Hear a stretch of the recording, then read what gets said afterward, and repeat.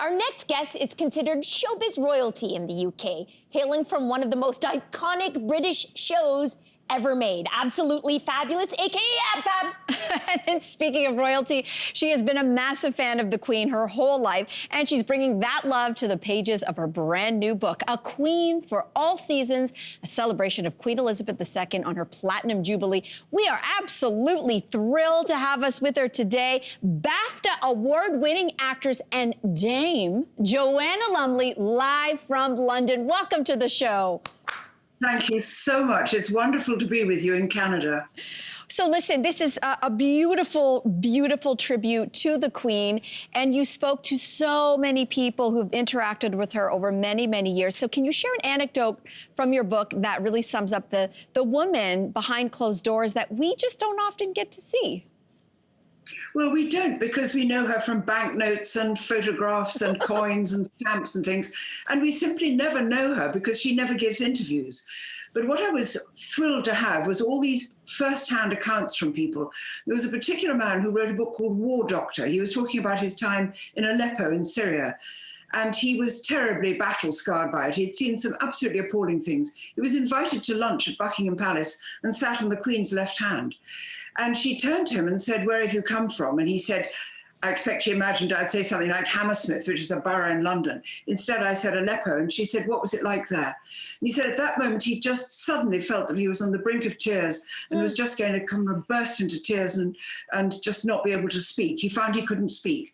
The Queen noticed this, and she reached forward, and on the table, she had a little box, which she opened it up, and it had dog biscuits inside. And she said, "Take some of these." And the dogs, the corgis, of course, the famous corgis, are always around under the table when they're eating. And she said, "Let's feed the dogs." And so she fed the dogs with him. And then she talked to him about the dogs and all their names and which ones were the parents of which other ones and how many she'd had. And then at the end, she patted him on the hand and she said, "There, that's better than talking, isn't it?" And I think that was so sensitive. And it's a sort of side of her that we don't really see because we see her being royal. We see her in processions or cutting a tape or a ribbon or opening Parliament, but we never see this kindly woman, this mother and grandmother and great-grandmother, being so gentle with somebody who she'd only just met. Mm-hmm. It's a beautiful story. And Joanna, you, of course, have had a lot of royal interactions over the years. You've been awarded many accolades for your services to drama, entertainment, and your incredible charity work. And you were recently made a dame. Congratulations on that. Here's the question, though. What's it like? You've met the Queen on multiple times. So does it ever get old? Are you always a little nervous? And what does it feel like? Honestly, you're always absolutely speechless because she's like the most famous movie star you've ever seen. And as she comes closer, there's something so familiar about her and yet so, I don't know, you just get struck dumb. You begin to talk nonsense. I've just got to say that. So I think the Queen must go around thinking that the world is filled with complete idiots because you mean to say the right things, but there are so many rules with the Queen. You mustn't start the conversation. You mustn't butt in. You mustn't stop the conversation. You've got to say Your Majesty the first time you address her. And then after that, it's ma'am, and it's ma'am to rhyme with ham and not mom to rhyme with harm or anything like that. So you're already dazzled by what you must and mustn't do. And then this kind face with these very blue eyes looks up at you. And she's got a very deep and special way of looking at you. I always find I'm absolutely overwhelmed. And you've got to remember to curtsy. You may not curtsy in Canada, but we do here in this country. And I thought, oh, I can sink right down to the ground and do a full court curtsy like that. And they said, "Don't do that. That's terrible. Just do a nice little bob." So the whole thing is very thrilling. And I've got to say, when she goes away from you, people say, "What did she say?" Do you know, you can't even remember. You've been in such a cloud of sort of strange magic, a time lapse. You never really get used to it. I didn't anyway. Does that mean for something like a giant curtsy, are you planning out what you're wearing ahead of time? Are you putting a lot of thought into it? Honestly, my mind is on nothing else. And I kind of think, oh, maybe I'll look quite smart. Of course, it won't be the Queen who actually gives me my damehood. I think it might be Prince Charles or maybe Prince William, maybe Princess Anne, because the Queen isn't doing it anymore because she's quite frail and quite old. And but also you want to look your best. And I think that they pin something onto you like this. You've got a little bar and they hook something onto it. And you think, well, I want to wear a hat because you're expected to. But what kind of hat? Do I want to wear something the size of, a tureen? Or do I wear a little modest kind of beret and look a bit glum like a schoolgirl? Oh, I'm thinking of it all the time, I tell you. Can we go back in time just a little bit, Dame? Because but can you take us back to the moment that you get this letter? We understand it was like, snail mail, as we may call it here. I love the idea that you got something in the mail close to Christmas announcing that, you were going to be named a dame. Like, what is that moment like? Do you think for a second, is this real? Oh my God, the envelope itself is so formal, and it looked like it had come from the Home Office or something. And I thought, what have I done wrong? Did I park in the wrong place, or something gone wrong, not paid my taxes? But anyway, I opened it up and it said, Madam, you're going to become a DBE, which means Dame of the Order of the British Empire. Do you know, I was so shocked. I burst into tears. I was just so amazed. I was so stunned because it was completely unexpected. I'd been lucky enough to have been made an OBE many years ago, in 1995 or something. And that letter came months before January. And this was in the middle of December. And I thought, maybe they've made a mistake. Maybe somebody's dropped out. Anyway, I was thrilled, and I had to write back and say, yes, please, yes, please. And so in a second, I was suddenly going to be a dame. I can't believe it still, actually.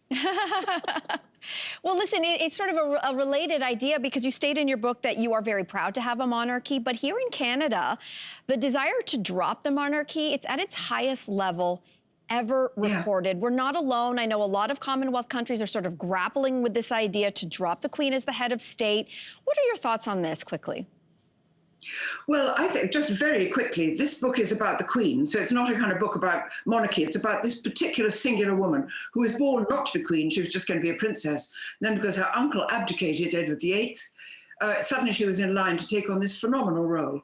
And I just wanted to praise her. I wanted this book to be like a bouquet of flowers, saying, look, Your Majesty, all these people have had such extraordinary encounters with you, from great grand world leaders like Ban Ki-moon and Winston Churchill and even Khrushchev, right down to a little girl waving a flag in Canada, or somebody watching on the side of the road in New Zealand or something. So all these extraordinary anecdotes. So it's really a book about the Queen. And I completely understand that the whole world is changing so fast that the idea of monarchs and monarchies may well just seem so out of date in countries which aren't Britain, to be fair. I mean, this is where the royal family lives, and so it's quite usual for us to have all these huge, parades of soldiers and carriages and things like this. It must seem very, very far away to Caribbean countries, to countries colossal, enormous, immense, and important countries like Canada and Australia.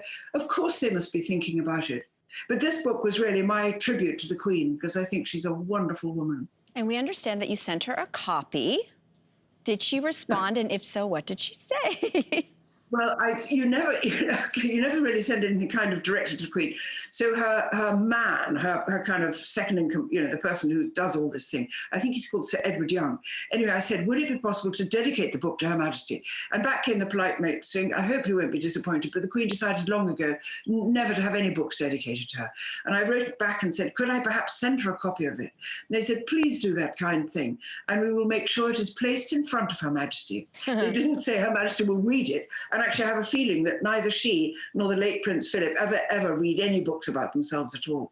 But just the idea that it might have been brought in on a silver salver, and she might have just looked.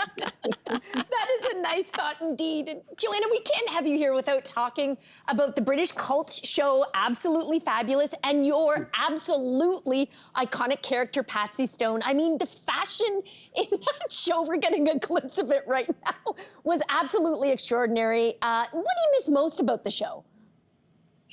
Laughing. We just laughed all the time. Although we did it live in front of a television audience, in front of an audience of the BBC, so we really tried our hardest. We tried never to get it wrong. It was half an hour live television in front of an audience. During rehearsals, honestly, we used to just cry with laughter. We used to lie down on the floor and laugh and laugh and laugh, because the two characters that Jennifer and I played were so disgusting and so repellent, and everything they did was so out of order and cruel and vacant and greedy needy and self-serving, that they were just bliss to play. Very, very funny people. And we just adored doing it. And I think I missed that comradeship. And of course, all the others, Jane and Julia and June Whitfield, who's now died. But the 5 J's we used to call ourselves, who were the core company, Mother and Safi and Bubble, and then Adina and Patsy. We were just as happy as anything. Laughed and laughed and laughed. And I think that back-breaking laughter.